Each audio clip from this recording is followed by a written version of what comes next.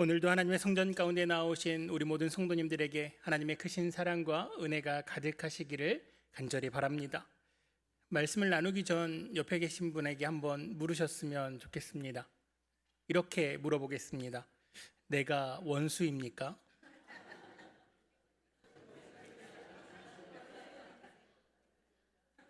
네, 마음에 상처가 있을 수 있으니 대답은 하지 않는 걸로 하겠습니다.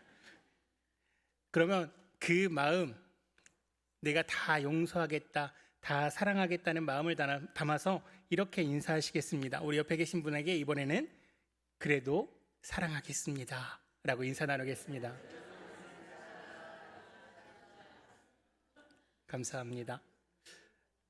형제 자매가 있는 집에서 막내가 가지는 특권이 있습니다. 혹시 아시나요?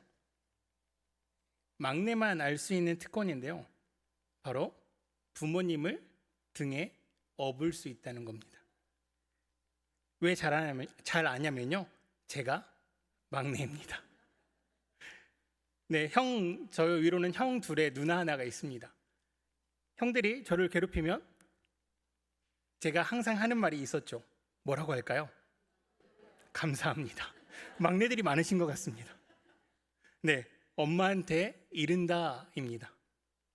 특별히 형들이 괴롭히지 않아도 제가 엄마한테 이를 일들이 생깁니다. 바로 엄마가 시킨 일이나 하지 말라고 한 일을 형이나 누나가 할 때입니다. 그러면 의기양양해집니다. 그거 엄마가 하지 말랬는데, 그거 아빠가 하지 말랬는데 나 엄마한테 이른다. 왜 제가 의기양양해질 수 있었을까요? 부모님이 한 말이 우리 집안의 규칙이기 때문이죠. 그 규칙을 어기고 있는 형들을 보며 의기양양할 수 있었습니다. 내가 부모님한테 이르면 형, 누나 다 엄마한테 혼난다. 제 말에 절대 권력이 생긴 것처럼 느껴졌습니다. 그래서 끝내 부모님이 돌아오시면 형이 한 일, 누나가 한 일, 이거 했다, 저거 했다, 시시콜콜 다 이릅니다. 그럼 어떻게 될까요? 잘못한 사람이건 잃은 사람이건 다 혼납니다. 그럼에도 불구하고 왜 저는 항상 어머니한테, 아버지한테 이를까요? 내가 옳다는 거죠. 형이 잘못했다는 겁니다.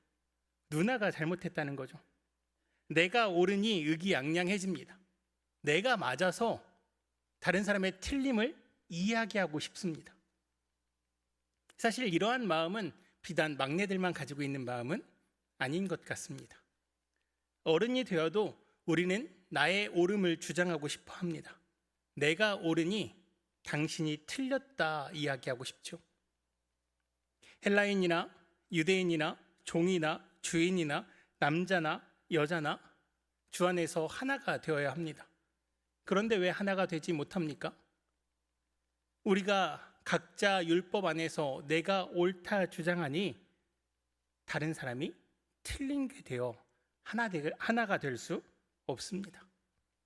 서로 옳다고만 주장하니, 서로 내가 맞다고만 주장하니 서로 하나 될 수 없는 것이죠.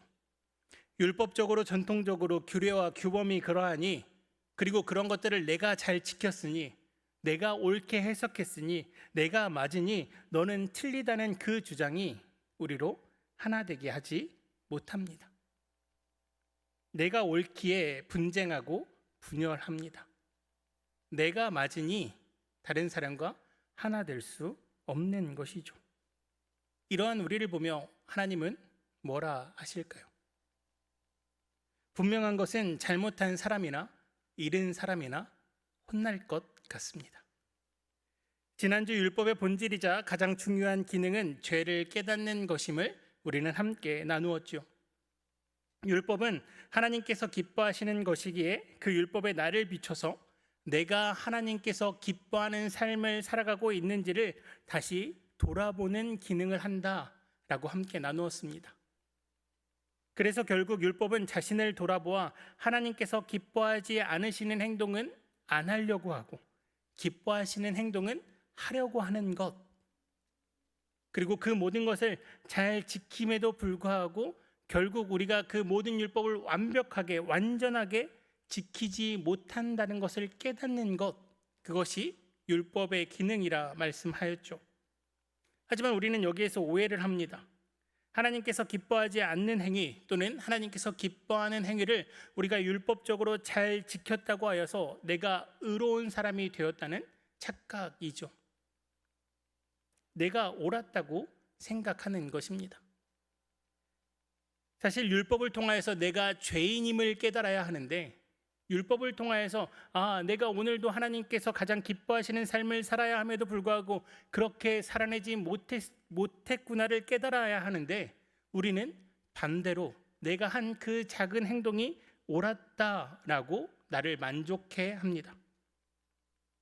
그렇게 로마서 3장 20절의 말씀을 보면 바울 사도는 이렇게 말합니다. 그러므로 율법의 행위로 그의 앞에 의롭다 하심을 얻을 육체가 없나니 율법으로는 죄를 깨달음이니라. 아멘. 이 말씀을 읽으시니 지난주가 기억나시나요? 네. 율법은 우리로 죄를 깨닫게 합니다. 아무리 율법을 잘 지킨다 하여서 우리가 율법을 최대한 노력해서 최선을 다해서 죽을 똥 살똥 율법을 지킨다 하여서 이 율법이 우리를 의롭다 할 수는 없습니다. 율법의 기능은 죄를 깨닫는 것이죠. 하나님께서 기뻐하는 것이 무엇인지를 깨닫는 것입니다. 율법의 역할은 거기까지이죠. 예수님께서 오셨을 때부터 바울 사도가 복음을 전할 때, 그리고 우리가 살아가는 지금 시대에도 우리는 율법의 행위로 의롭다함을 입을 수 없습니다. 그런데 많은 사람들이 이 율법의 행위로 의롭다함을 입으려 하죠. 율법의 행위로 내가 옳다 주장하고 싶어 합니다. 물론 오해하시면 안 되는 것은요, 율법의 행위를 하지 말라 말씀드리는 것이 절대 아닙니다. 하지만 율법을 통해 깨달을 수 있지만 율법의 깨달음을 완벽하게 완전하게 행위로 수행해낼 수 없음을 우리는 기억해야 합니다. 즉 율법을 통해 우리가 깨달을 수 있는 핵심은 결국 우리는 율법 안에서 죄인일 수밖에 없다는 것입니다. 그렇기에 오늘 말씀 23절에서는 이렇게 말씀하십니다. 갈라디아서 3장 23절의 말씀입니다. 믿음이 오기 전에는 우리는 율법 아래에 매인바 되고 계시될 믿음의 때까지 갇혔느니라. 아멘. 율법으로는 죄를 깨닫지만 죄를 짓지 않는 삶을 완벽하게 살아낼 수 없기에 율법은 우리를 죄 안에 가둬둘 수밖에 없습니다. 율법을 깨달은 모든 자들은 내가 율법 안에서 죄인일 수밖에 없구나 라는 그 진리에 갇힐 수밖에 없다는 것이죠. 그렇게 바울 사도는 갈라디아 3장을 통해서 우리가 이 율법으로는 완전하게 의롭다함을 입을 수 없음을 이야기하고자 합니다. 당시 유대인들 또한 이방인들에게 가르치고자 하는 것이죠. 너희가 율법의 행위로는 완전해질 수도 의롭게 될 수도 없다라는 것을 가르치고 싶어 합니다. 율법은 깨닫게 할 뿐 생명과 자유를 줄 수 없기에 율법을 통해서 죄를 깨닫는 것 이외에는 할 수 없습니다. 그렇기에 이 율법은 믿음이 오기 전까지 우리를 가둬두었습니다. 이 우리를 가둬놓는 율법, 이 율법을 통해서 하나님께서는 우리로 무엇을 하게 하고 싶었던 것일까요? 바울 사도는 계속해서 이러한 내용을 초등교사를 통해 다시 한번 설명합니다. 예전 성경에는 몽학 선생으로도 번역되었던 이 초등교사는 원어로 보면 파이다고고스라는 헬라 원어를 사용합니다. 헬라 로마 사회에서 개인 교사 또는 가정 교사라는 의미를 가지고 있는 단어이죠. 이 초등교사는 대부분 헬라 로마 시대 때 주인의 아이를 보호하고 감시하는 역할을 맡은 노예를 이야기합니다. 그리고 이 초등교사는 주인 아이가 장성할 때까지 그를 감시하고 보호하고 그를 가르치는 역할을 하게 되죠. 그리고 장성하게 되면 그 의무를 다하게 됩니다. 바울은 이 파이다고고스 즉 초등교사를 율법이라 이야기합니다. 초등교사가 주인의 아이가 장성할 때까지 그를 지키고 통제하고 감시하는 것처럼 율법이 우리로 초등교사의 역할을 했다는 것이죠. 하나님께서는 율법을 통하여서 우리 가운데 하나님께서 말씀하시는 법을 지켜야 함을 가르치셨다는 겁니다. 자, 그렇다면 초등교사가 율법으로 비유되었다면 초등교사의 관리를 받은 자는 누구입니까? 조금 전에도 얘기했다시피 율법은 우리를 죄인이라 합니다. 즉 초등교사가 관리한 것은 죄인이죠. 우리가 이 초등교사라는 비유를 통하여서 초등교사 아래에 남아있다면 우리는 죄인으로 계속 남아있는 것입니다. 다시 말씀드리면 우리가 율법 아래 그대로 남아있으면 우리는 계속해서 죄인으로 남아있다는 것이죠. 그렇게 오늘 바울 사도는 이야기합니다. 믿음의 때까지라고. 믿음이 오면 그 율법교사는 이제 장성한 일을 놓아주어야 한다고. 주인의 아들은 장성했기에 이제 초등교사에서 벗어나야 합니다. 즉 우리는 이제 믿음의 때가 이르렀기에 그 율법에서 벗어나야 합니다. 율법에서 벗어나야지 우리는 더 이상 우리를 죄인이라 정죄하지 않을 수 있습니다. 그렇다면 어떻게 벗어납니까? 어떻게 해야 우리는 이 가정교사에게서 벗어날 수 있습니까? 오늘 바울 사도는 그 부분을 확실하게 이야기합니다. 바로 우리를 위해 오신 예수 그리스도를 믿음으로 우리는 율법에서, 즉 초등교사에게서 벗어난다는 것이죠. 우리는 이 관계성을 잘 기억하셔야 합니다. 예수 그리스도께서 오심으로 말미암아 우리는 율법에서 벗어납니다. 그러면 이 율법은 사라지는 것입니까? 우리가 벗어났기에 이 초등교사는 이제 사라지는 것인가요? 지난 수요일에 함께 나눴던 말씀처럼 당연히 사라지는 것이 아닙니다. 마태복음 5장 17절의 말씀을 보면 당사자이신 예수님께서 이렇게 말씀하시죠. 내가 율법이나 선지자를 폐하러 온 줄로 생각하지 말라. 폐하러 온 것이 아니요 완전하게 하려 함이라. 아멘. 예수님께서 말씀하십니다. 예수께서 오심은 율법을 폐하는 것이 아니라 완전하게 하신다고. 즉 초등교사가 사라지는 것이 아니라 더 완전하게 만드신다는 것이죠. 즉 죄인임을 깨닫게만 했던 율법은 불완전했습니다. 언제까지요? 예수님이 오실 때까지. 불완전했지만 죄인임을 깨닫게 하는 기능은 하고 있었다는 것이죠. 불완전하지만 그 율법은 지금까지 예수님이 오실 때까지 그 율법으로서의 역할을 감당하고 있었습니다. 하지만 이제 예수님께서 오심으로 말미암아 율법은 완전해집니다. 그렇게 바울 사도는 예수님께서 어떻게 불완전한 율법을 완전하게 하셨는지 또한 가르칩니다. 로마서 13장 10절의 말씀입니다. 사랑은 이웃에게 악을 행하지 아니하나니 그러므로 사랑은 율법의 완성이니라. 아멘. 예수님께서는 사랑으로 불완전한 율법, 즉 우리를 죄인의 자리에 가둬놓는 그 불완전한 율법을 완전하게 만드십니다. 그렇게 사랑으로서 완전케 하신 그 예수 그리스도를 믿음으로 우리는 불완전한 율법에서 벗어나 하나님께서 우리에게 명하시는 의로운 자의 자리로 나아갈 수 있게 되는 것이죠. 그렇게 갈라디아서 5장 6절의 말씀을 보면 이렇게 말씀하십니다. 그리스도 예수 안에서는 할례나 무할례나 효력이 없으되 사랑으로서 역사하시는 믿음뿐이니라. 아멘.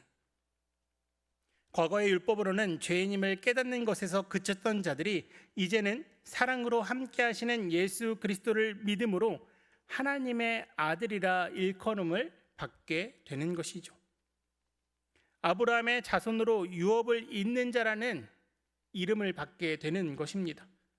그 참된 하나님의 언약을 이어가는 자가 된다는 것을 바울 사도가 가르치는 것이죠. 그렇기에 이 말씀을 듣는 우리도 이제 믿음으로 율법보다 더 크신 예수 그리스도를 닮아가야 합니다. 예수 그리스도를 따라가야 한다는 것이죠. 그렇게 오늘 말씀 갈라디아서 3장 27절의 말씀을 보면 이렇게 말씀하십니다.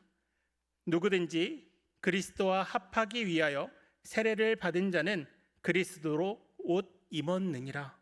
아멘.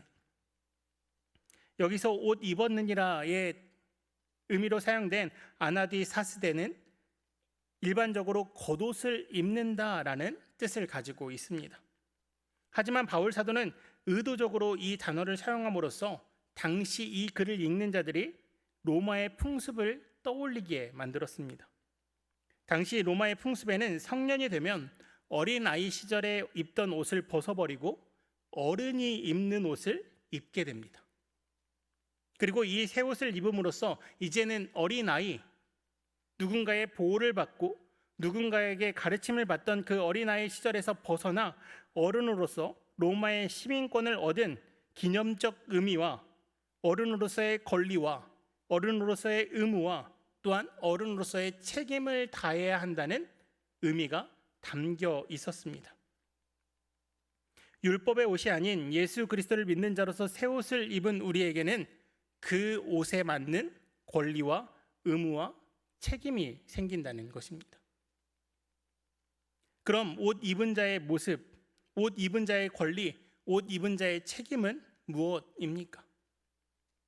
골로새서 3장 12절로 17절까지의 말씀을 보면 그 권리, 그 의무, 그 책임에 대해 나옵니다. 우리 조금 긴 말씀이지만 한 목소리로 함께 읽었으면 좋겠습니다. 우리 골로새서 3장 12절로 17절까지의 말씀을 한 목소리로 함께 읽도록 하겠습니다. 그러므로 너희는 하나님이 택하사 거룩하고 사랑받는 자처럼 긍휼과 자비와 겸손과 온유와 오래 참음을 옷 입고 누가 누구에게 불만이 있거든 서로 용납하여 피차 용서하되 주께서 너희를 용서하신 것 같이 너희도 그리하고 이 모든 것 위에 사랑을 더하라.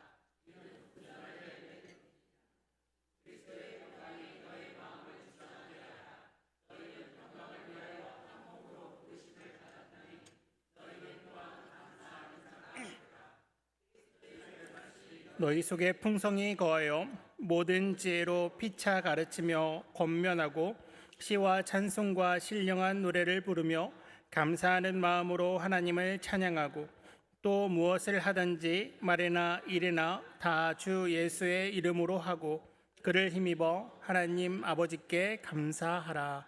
아멘. 예수 그리스도로 옷을 입은 자들, 율법에서는 죄인이었지만 이제 예수 그리스도로 인하여서 의롭다 칭함을 받은 자들, 예수 그리스도로 새 옷을 입은 자들은 이러한 삶을 살아야 합니다. 이제 율법에서의 죄인이 아니라 예수 그리스도를 믿음으로 새 사람으로 거듭났다라는 우리의 그 정체성이 있다면 우리의 이 정체성이 이 모습으로 나와야 한다는 것이죠. 그리고 이러한 모습이 우리에게 모두 나타날 때, 즉 새 옷을 입은 자로서 우리가 모두 함께 모였을 때 유대인이나 헬라인이나 종이나 자유인이나 남자나 여자나 다 그리스도 예수 안에 하나라는 칭찬을 받을 수 있는 것입니다. 자, 그렇다면 우리 한영의 공동체는 예수 그리스도 안에서 하나입니까? 율법 아래 묶여 있어서 아직도 우리는 서로를 죄인이라 이야기하며 서로를 원수라 이야기하며 미워하고 시기하고 질투하고 정죄하고 계시지는 않으십니까? 우리가 하나가 되지 못한 것은 아직도 우리가 율법 아래 갇혀 있기 때문입니다. 율법은 나눠야 하는 것이기 때문이죠. 남자가 지켜야 될 율법, 여자가 지켜야 될 율법, 유대인이 지켜야 될 율법, 이방인이 지켜야 될 율법, 주인이 지켜야 될 율법, 종이 지켜야 될 율법 다 나눠져 있습니다. 그리고 나눠져 있으니 서로 잘 못 지켰다 지적하죠. 율법 아래서는 하나 될 수 없습니다. 하지만 하나님의 아들 된 자들의 모임에서는 가능합니다. 하나님께서 함께 하시는 공동체 안에서는 가능합니다. 예수 그리스도께서 우리를 용서하신 것을 깨달은 자들의 공동체 가운데서는 가능합니다. 내가 용서받은 것처럼 남을 용서할 수 있기에 우리는 하나 될 수 있습니다. 그렇기에 마태복음 5장 43절로 45절까지의 말씀을 보면 예수님께서는 이렇게 말씀하십니다. 우리 이 말씀도 한 목소리로 함께 읽어보도록 하겠습니다. 함께 읽겠습니다. 또 내 이웃을 사랑하고 내 원수를 미워하라 하였다는 것을 너희가 들었으나 나는 너희에게 이르노니 너희 원수를 사랑하며 너희를 박해하는 자를 위하여 기도하라. 이같이 한즉 하늘에 계신 너희 아버지의 아들이 되리니 이는 하나님이 그 해를 악인과 선인에게 비추시며 비를 의로운 자와 불의한 자에게 내려주심이라. 아멘. 하나님께서는 예수 그리스도를 이 땅에 보내시며 그 율법을 완성시키셨습니다. 완성시킨 그 예수님께서 무엇라 말씀하십니까? 내 이웃을 사랑하고 내 원수를 미워하라 배웠느냐? 이제는 내 원수를 위하여 기도해라. 내 원수를 위해서 사랑해라. 이같이 한즉 하늘에 계신 너희 아버지의 아들이 되리라. 아멘. 그렇기에 아버지의 아들이 된 우리는 하나 될 수 있습니다. 하나님의 아들이 되었기에, 하나님의 자녀가 되었기에, 하나님의 사랑하는 존귀한 하나님께서 말씀하시는 의로운 자들이 되었기에 우리는 그 예수 그리스도의 사랑 안에서 하나 될 수 있는 것이죠. 율법은 불가능합니다. 율법은 할 수 없는 일이죠. 그렇기에 바라기는 율법의 완성이신 예수 그리스도로 옷 입어 그분처럼 원수까지도 사랑하는 사랑을 행함으로 하나 되는 우리 한영의 공동체가 되시기를 주님의 이름으로 축복합니다. 기도드리겠습니다. 사랑과 은혜가 풍성하신 하나님 아버지, 죄의 그늘에 갇혀서 서로를 시기하고 미워하며 서로의 죄만을 정죄하는 우리 가운데 죄인의 모습으로 내려오시사 그 율법에서 벗어나게 하시니 감사합니다. 이제 율법을 넘어 주님께서 완성하신 그 사랑으로 나아가는 우리 한영의 공동체가 되길 원합니다. 서로를 지적하고 정죄하기보다 서로를 용서하고 사랑하는 공동체로서 이 땅 가운데 빛과 소금의 역할을 감당하며 나아가는 우리 한영의 공동체가 되게 하여 주시옵소서. 주님께서 우리를 사랑하신 것처럼 우리 또한 우리의 이웃을 더 나아가 원수까지도 사랑하는 공동체 되게 하시사 주님, 우리가 하나님의 자녀라 일컬음을 받는 놀라운 축복을, 놀라운 은혜를 경험하게 하여 주시옵소서. 주님께서 우리 한영의 공동체 한 사람 한 사람에게 그러한 놀라운 축복으로 함께하여 주실 줄 믿사오며 우리를 위해 이 땅에 오신 예수 그리스도의 이름으로 기도드리옵나이다. 아멘.